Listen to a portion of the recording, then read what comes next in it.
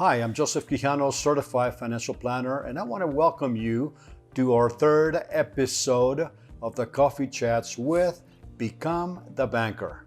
And I'm Jordan Quijano. Thank you for coming back with us. We're back with another great topic, which is going to really be talking about the three buckets of wealth, the three types of dollars, and how you can make your money work for you, not only tax-free, not only tax deferred, but making sure that this money is placed in the right accounts and that you know the repercussions of each account. Yeah, and you know, some people may ask, what do buckets have to do with financial planning or achieving financial success? Well, they have everything to do with financial planning and achieving financial success, because we need to put our money in different pools of money.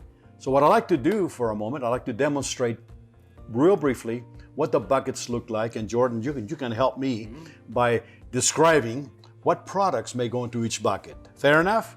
All right, so let me get up a second here. Now let me show you how the buckets of money will really work in your financial plan. Now, we do have three buckets of money, and unfortunately, the biggest bucket that most people have is what they call the pre-tax bucket. That means that the money and the products that they're putting into this bucket right here have not been taxed. This is products like the 401ks, the IRAs,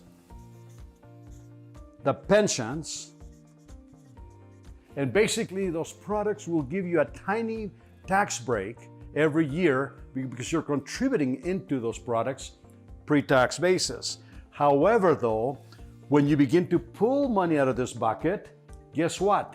You're going to really pay taxes. And right now, nobody knows what the tax brackets will be in the future, especially with that new administration that they're actually in projecting increase in taxation at a real heavy level.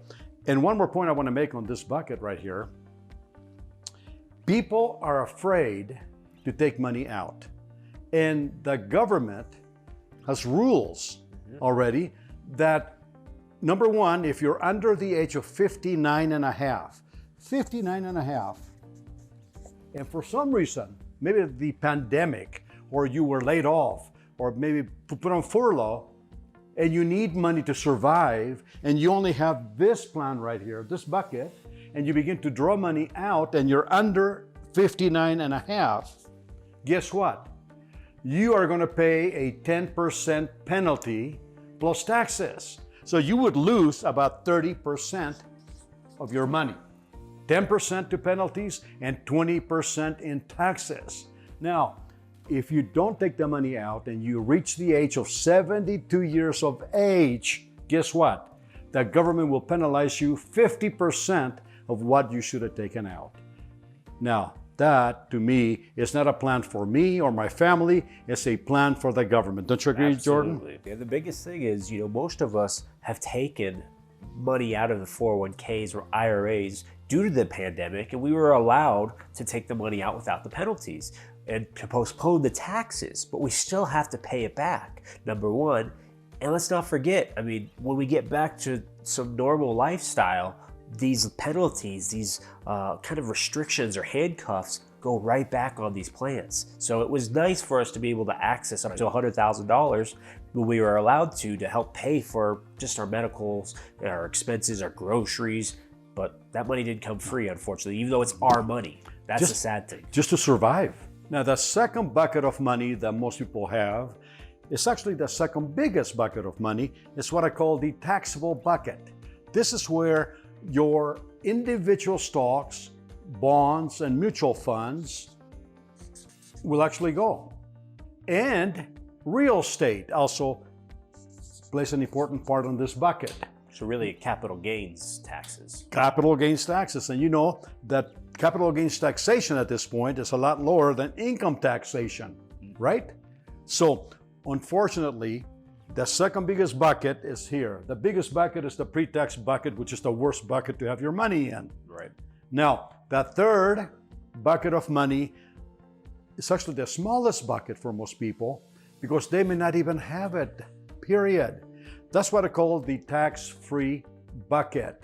the tax-free bucket of money. And what goes into that bucket is to become the banker product and strategy. So let me ask you a question. How would you like to have your money? Taxable as ordinary income? Taxable as capital gains? That's 16%. Or would you like to have your money tax-free?